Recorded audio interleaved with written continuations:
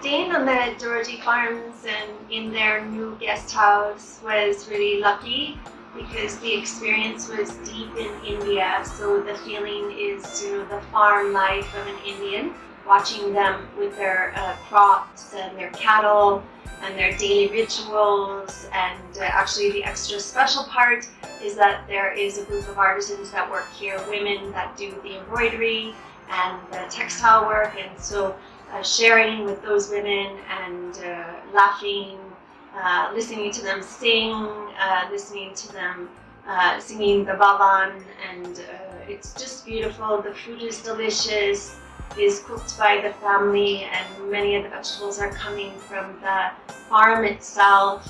And the sunset, sunrise, it's just beautiful, the feeling of the wind and the sun. It's very natural India, so you don't get deeper than this in India.